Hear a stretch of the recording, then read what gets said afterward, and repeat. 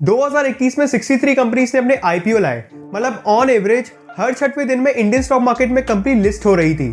और last year तक कुछ ऐसा सीन बन गया था कि जिस भी बंदे को एक आईपीओ का लॉट मिल जाता था वो बहुत ज्यादा लकी कंसीडर किया जाता था। और ऐसा इसलिए क्योंकि सबसे पहली बात तो हर एक आईपीओ बहुत ज्यादा ओवर सब्सक्राइब हो रहा था, और दूसरी बात हर एक आईपीओ ने ऑन एवरेज अच्छे खासे लिस्टिंग गेन्स दिखाए थे। बट 2021 में हमने एक स्ट्रेंज थिंग होते हुए देखी, जहां एक तरफ हर एक कंपनी अपना आईपीओ लाके सक्सेसफुल हो रही थी, वहीं दूसरी तरफ देश का सबसे बड़ा आईपीओ एक बहुत बड़ा फेलियर निकला। आप टाइटल देख के समझ गए होंगे कि हम किसके बारे में बात कर रहे हैं। हाँ, हम बात कर रहे हैं पेटीएम के बारे में। पेटीएम ऐसा कंपनी 18 नवंबर 2021 को लिस्ट हुई थी, और अपनी लिस्टिंग डेट पे ही कंपनी का स्टॉक ऑलमोस्ट 27% तक गिर चुका था। और आज करंटली यानी 24 जनवरी 2022 को कंपनी का स्टॉक मोर देन 50% गिर के 920 रुपीज पर ट्रेड कर रहा है। अब आपके दिमाग में क्वेश्चन आया होगा कि जिस कंपनी ने इंडिया में डिजिटल पेमेंट्स को पूरी तरीके से रेवोल्यूशनाइज कर दिया था, और जिस कंपनी को हम सालों से जानते हैं, उसके संग ऐसा क्या हुआ कि उसकी वैल्यू ऑलमोस्ट आधी हो गई। सो आज की इस वीडियो में लोग कुछ रीजन डिस्कस करेंगे कि पेटीएम के साथ ऐसा क्या हुआ कि उसकी वैल्यू आधी हो गई और उसका शेयर प्राइस गिरता ही जा रहा है। तो जानने के लिए बने रहिए टिल द एंड।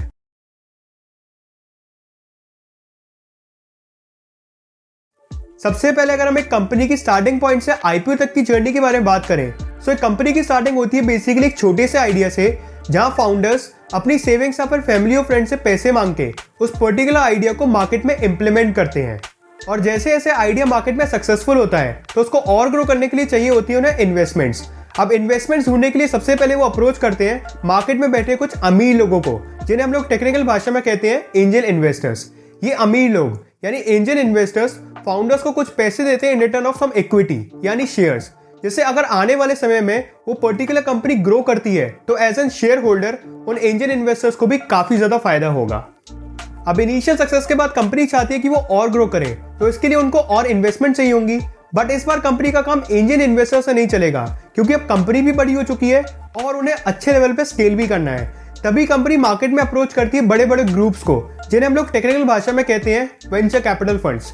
ये venture capital funds basically multi million या फिर बिलियन डॉलर इन्वेस्टमेंट्स करते हैं, और एज यूजुअल उसके बदले में कंपनी के एक बड़े शेयर होल्डर बन जाते हैं।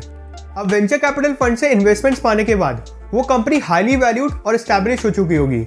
बट कंपनी के और ज्यादा एम्बिशियस गोल हैं, मतलब उन्हें या तो एक्सपैंड करना है, या तो फिर अपना नया प्रोडक्ट लॉन्च करना है, या तो फिर अपने पुराने लोन चुकाने हैं। तो इस बार कंपनी को और बड़ी इन्वेस्टमेंट चाहिए होंगी। सो इसके लिए कंपनी अप्रोच करती है पब्लिक को, यानी लाती है अपना आईपीओ। अभी तक कंपनी किसी private firm like angel investor और वेंचर कैपिटल फंड्स को ही मौका दे रही थी to invest in companies growth. But IPO के थ्रू कंपनी डायरेक्टली पब्लिक को शेयर्स ऑफर करती है, और पब्लिक को ये कहती है कि आप हमारी ग्रोथ में इन्वेस्ट कीजिए। अब आईपीओ एक बड़ा टॉपिक है, तो हम किसी और वीडियो में इसको डिटेल में डिस्कस करेंगे। चलिए अब अपने मेन टॉपिक पे आ जाते हैं और डिस्कस करते हैं उन रीजंस को जिसकी वजह से पेटीएम का शेयर गिरता ही जा रहा है। सबसे पहला रीजन है behind Paytm's failure is confused business model. सन 2000 में मिस्टर विजय शेखर शर्मा ने 197 कम्युनिकेशन की स्टार्ट की थी, जो कि बेसिकली पेटीएम की एक पेरेंट कंपनी है, जस्ट लाइक गूगल्स अल्फाबेट। शुरुआत में कंपनी कुछ मोबाइल बेस्ड सर्विसेज पर फोकस करती थी, लाइक लाइव एस्ट्रोलॉजी और म्यूजिक मैसेजिंग। बट 2010 में जब पेटीएम को लॉन्च किया गया, तब से मिस्टर शर्मा ने मोबाइल रिचार्ज बिजनेस में एंटर किया।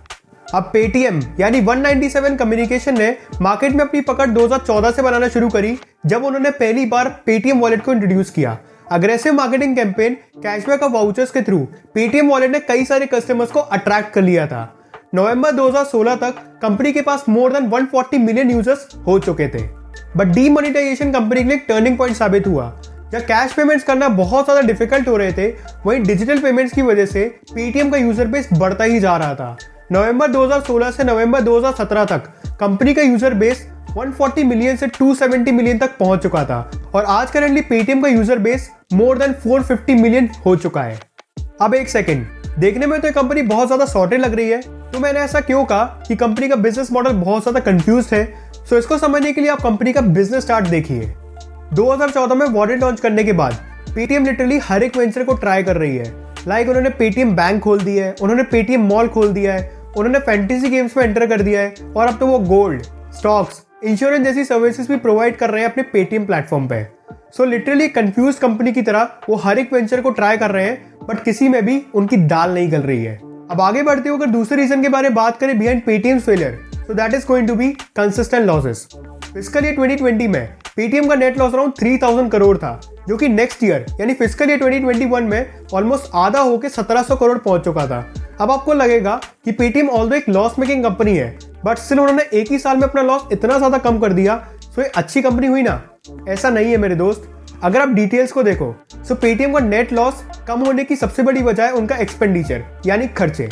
फिस्कल ईयर 2021 में पेटीएम ने अपने खर्चे ऑलमोस्ट 22% तक घटा दिए थे, और इसी की वजह से हमें अल्टीमेटली कंपनी का नेट लॉस बैलेंस शीट पे कम दिख रहा है, बट एक्चुअल में कंपनी की हालत इंप्रूव नहीं हुई है, बल्कि एस्टिमेट किया जा रहा है कि आने वाले समय में भी पेटीएम ऐसे ही कंसिस्टेंटली लॉस फेस करती जाएगी, और यही रीजन है जिसकी वजह से मार्केट ने पेटीएम से अपना भरोसा खो दिया है। तो तीसरा और आखिरी रीजन है behind this massive drop of Paytm share is external factors like reserve bank of India.